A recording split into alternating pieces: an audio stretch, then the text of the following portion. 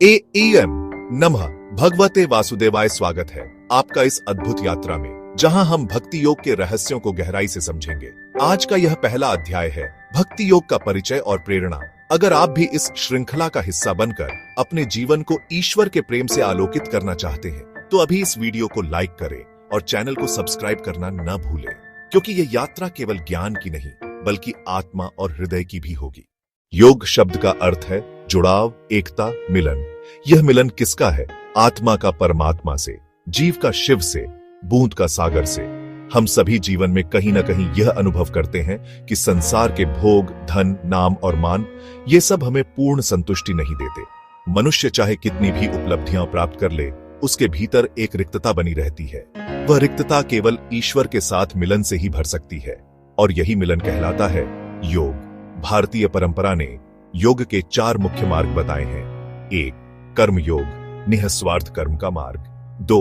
ज्ञान योग, आत्मज्ञान और विवेक का मार्ग। 3. राजयोग, ध्यान, अनुशासन और मन के नियंत्रण का मार्ग। 4. भक्ति योग, प्रेम, समर्पण और श्रद्धा का मार्ग। आज से हम इस श्रृंखला में विशेष रूप से भक्ति योग पर चर्चा करेंगे। भक्ति योग का अर्थ है ईश्वर के प्रति प्रेम और समर्पण का मार्ग। यह ऐसा मार्ग है जिसमें तर्क, बुद्धि और जटिल साधनाएं नहीं, बल्कि हृदय की पवित्रता ही सबसे बड़ा साधन है। किसी ने बहुत सुंदर कहा है, भक्ति योग वह है जहां भक्त और भगवान के बीच केवल प्रेम का संबंध रह जाता है। जब बच्चा मां के गले से लिपट जाता है, जब प्रेमी अपने प्रिय का नाम आंखों में समेटे रहता है, जब किसी भक्त की आंखों से आंसू बहते हुए केवल राम राम की ध्वनि निकलती है, वही है भक्ति योग। अगर आप मानते हैं कि प्रेम ही जीवन की सबसे बड़ी शक्ति है, तो अभी इस वीडियो को लाइक करें, क्योंकि भक्ति योग का आधार ही प्रेम है। अब आप सोच सकते हैं कि चारों मार्गों में से भक्ति योग को ही सबसे सरल क्यों कहा गया? कारण सीधा है। ज्ञान योग कठिन है, क्योंकि हर कोई दार्शनिक नहीं बन सकता। कर्म योग कठिन है, क्योंकि निःस्वार्थ कर्म करना आसान नहीं। राजयोग कठिन है, क्योंकि मन को पूरी तरह नियंत्रित करना बहुत बड़ा तप है। लेकिन भक्ति योग यह हर किसी के लिए है, चाहे बच्चा हो या वृद्ध, पढ़ा लिखा हो या अनपढ़, धनी हो या निर्धन, हर कोई प्रेम कर सकता है। और यही भक्ति योग का सौंदर्य है। यही कारण है कि श्री कृष्ण ने गीता में कहा, पत्रम पुष्पम फलं तोय यो में भक्त्या प्रयच्छति तदहम भक्त्युपहृतमश्नामि प्रयतात्मनः। अर्थात यदि कोई मुझे प्रेम से एक पत्ता, एक फूल, एक फल या जल भी अर्पित करता है, तो मैं प्रेम पूर्वक उसे स्वीकार करता हूं। देखिए, यहां भगवान को वस्तु नहीं चाहिए, उन्हें तो प्रेम चाहिए। भक्ति योग केवल मंदिरों में रहने वालों के लिए नहीं है। यह साधु संतों की सीमा तक सीमित नहीं है। भक्ति योग तो हर उस इंसान के लिए है जो ईश्वर से जुड़ना चाहता है। आप सुबह उठकर सूर्य को नमस्कार करते हैं, भोजन से पहले भगवान को स्मरण करते हैं, किसी गरीब की मदद करते हुए कहते हैं, यह सेवा भगवान के लिए है, तो आप भक्ति योग का अभ्यास कर रहे हैं। भक्ति योग का अर्थ यह नहीं कि जीवन छोड़कर जंगल चला जाए।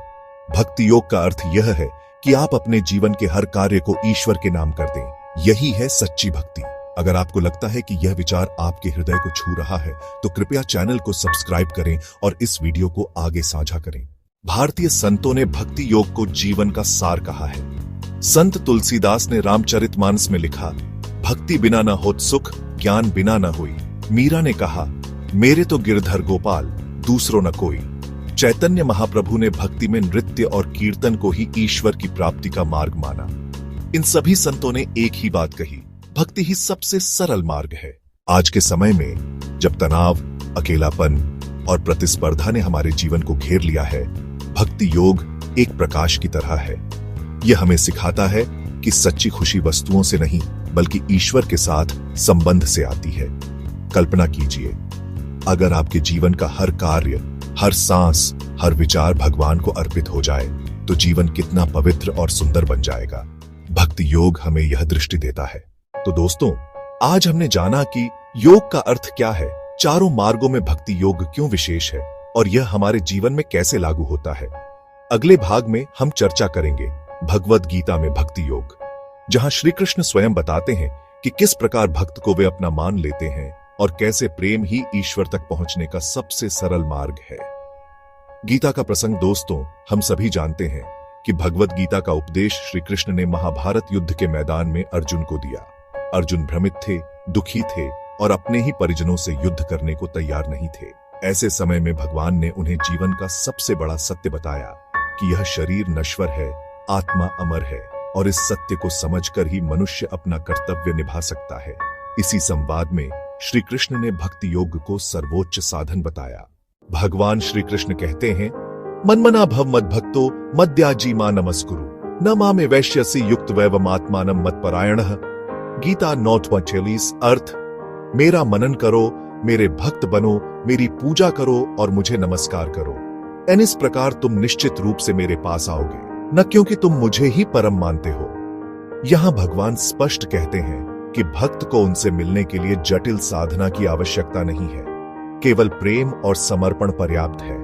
अगर यह श्लोक आपको प्रेरित करता है तो इस वीडियो को लाइक कीजिए और अपने दोस्तों तक जरूर पहुंचाइए। गीता के एक अन्य प्रसिद्ध श्लोक में श्री कृष्ण कहते हैं, पत्रम पुष्पम फलम तोये यो में भक्त्या प्रयच्छति तदहम भक्त्युपहृतमश्नामि प्रयतात्मनः। गीता 9:2। अर्थ, जो कोई मुझे प्रेम से एक पत्ता, एक फूल, एक फल या जल अर्पित करता है, मैं उसे प्रेम पूर्वक स्वीकार करता हूं। यहां ध्यान देने की बात यह है कि भगवान को भव्य मंदिर, सोने चांदी की वस्तुएं या वैभवशाली पूजा की आवश्यकता नहीं है। उन्हें चाहिए केवल भक्ति। अगर आपके पास कुछ नहीं है और आप प्रेम से केवल एक तुलसी पत्र अर्पित करते हैं तो भी भगवान प्रसन्न हो जाते हैं। यही है भक्ति योग की शक्ति। गीता में श्री कृष्ण बार बार अनन्य भक्ति का उल्लेख करते हैं।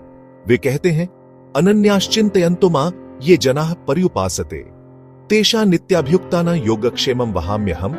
गीता 9:22। अर्थ, जो लोग निरंतर और अनन्य भाव से मेरी उपासना करते हैं, मैं स्वयं उनके योग क्षेम, आवश्यकताओं की पूर्ति और उनकी रक्षा का भार उठाता हूं। सोचिए, भगवान स्वयं कहते हैं कि भक्त की चिंता उन्हें है, भक्त को बस प्रेम से याद करना है। यही है भक्ति योग का वास्तविक अर्थ। अगर आप मानते हैं कि ईश्वर ही हमारे जीवन की रक्षा करते हैं तो कृपया सब्सक्राइब करना न भूलें। श्री कृष्ण बताते हैं कि भक्त कैसा होता है। गीता के 12वें अध्याय में वे कहते हैं कि मेरा प्रिय भक्त वह है जो सबके प्रति करुणा रखता है, जो अहंकार रहित है, जो क्षमाशील है, जो संतोषी है, जो अपने मन और इंद्रियों को नियंत्रित करता है, जो हर परिस्थिति में संभाव रखता है। ऐसा भक्त भगवान को अत्यंत प्रिय होता है। इसका अर्थ है कि भक्ति योग केवल पूजा पाठ नहीं, बल्कि जीवन जीने का एक तरीका है। भक्ति योग का मतलब है नम्रता, दया, करुणा और सेवा भाव से जीवन जीना। युद्ध भूमि में अर्जुन ने श्री कृष्ण से बार बार पूछा, हे माधव, मेरे लिए कौन सा मार्ग श्रेष्ठ है, ज्ञान, ध्यान या कर्म? तब श्री कृष्ण ने उत्तर दिया, भक्ति योग सबसे सरल और उत्तम मार्ग है, क्योंकि ज्ञान और ध्यान कठिन है, लेकिन भक्ति तो हृदय का स्वभाव है। इसीलिए गीता को भक्ति शास्त्र भी कहा जाता है। तुम मेरे भक्त बनो, मैं तुम्हारा हूं। आज भी गीता का भक्ति संदेश उतना ही प्रासंगिक है। हमारे पास शायद ध्यान के लिए समय न हो, हमारे पास बड़े बड़े यज्ञ करने की सामर्थ्य न हो, लेकिन हमारे पास प्रेम है, श्रद्धा है। अगर हम रोज केवल 5 मिनट भी प्रेम से भगवान को याद करें, उनके नाम का जप करें, तो यह भी भक्ति योग है। इसलिए अगर आप मानते हैं कि गीता का यह संदेश जीवन बदल सकता है, तो अभी लाइक और सब्सक्राइब जरूर करें। दोस्तों, आज हमने जाना कि गीता में श्री कृष्ण ने भक्ति योग को क्यों सर्वोत्तम मार्ग बताया। उन्होंने कहा कि प्रेम ही भगवान को पाने का साधन है। उन्होंने बताया कि भगवान केवल भक्ति स्वीकार करते हैं, वस्तु नहीं। और उन्होंने आश्वासन दिया कि अनन्य भक्तों की रक्षा वे स्वयं करते हैं। अगले भाग में हम चर्चा करेंगे नवधा भक्ति, भक्ति के 9 रूप, जहां हम समझेंगे कि श्रवण, कीर्तन, स्मरण और अन्य साधन कैसे हमें ईश्वर से जोड़ते हैं। अगर आपको यह वीडियो पसंद आया हो तो लाइक कीजिए, सब्सक्राइब कीजिए और अपने प्रियजनों के साथ साझा कीजिए, क्योंकि भक्ति का संदेश जितना फैलेगा, यह संसार उतना ही प्रेममय बनेगा। हरि AUM।